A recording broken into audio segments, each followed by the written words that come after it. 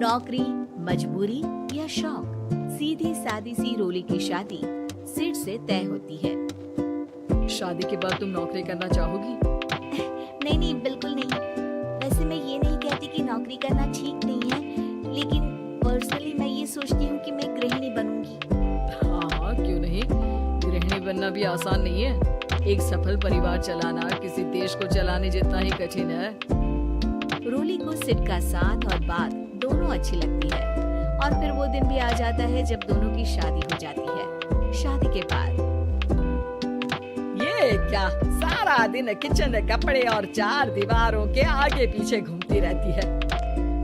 जा बाहर निकल कर देख, कितनी स्मार्ट लगती हैं वो औरतें जो नौकरी करती है। हाँ, अच्छी तो लगती है सासू माँ, लेकिन मैं नौकरी नहीं कर सकती। मेरा मन घर के कामों में ही लगता है। अरे मेरी बेटी तो कमाती है, अपने को फिट भी रखती है और सास को भी खूब शॉपिंग करवाती है। अच्छी बात है ना सासू माँ, मैं तो जो है उसी में संतोष मान लेती हूँ। बरकत होनी होगी तो इसी में भी हो जाएगी। ये बोलकर रोली चली जाती है। एक दिन सास की सहेली घर आती है, जहाँ रोली उन्हें चाय के साथ कई तरह के पकवान बनाकर खिलाती है। अरे वाह, तेरी बहू तो बहुत गुणी है, कितना सब बनाकर ले आई। मेरी वाली तो ऑफिस से आकर 2 रोटी ही सेक दे तो समझो एहसान कर दिया।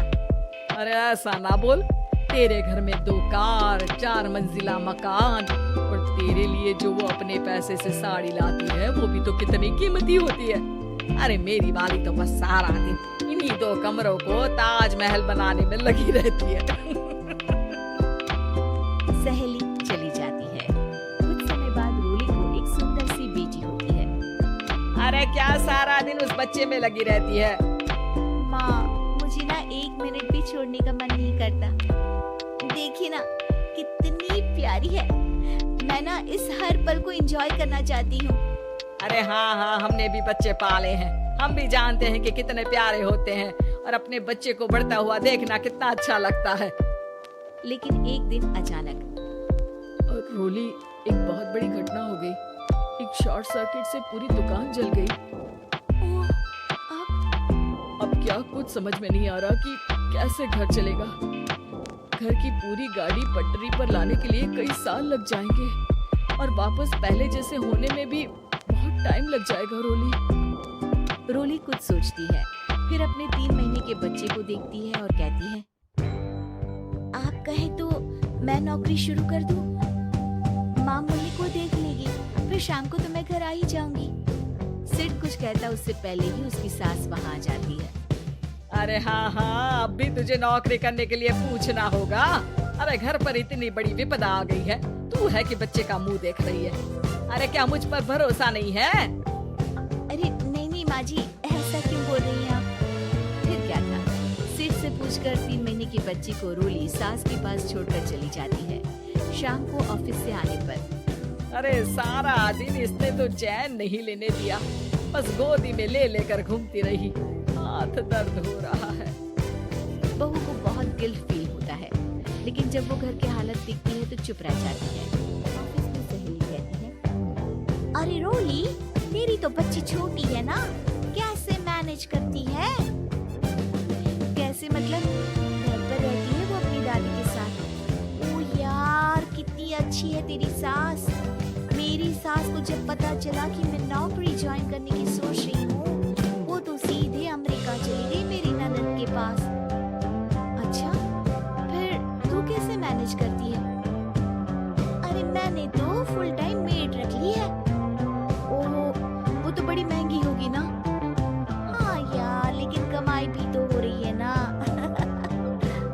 यार, मैं तो कभी अपना बच्चा इनके मम्मी पापा के पास ना छोड़ूं। प्यार दुलार में खराब कर देते हैं ये दादा दादी बच्चे को।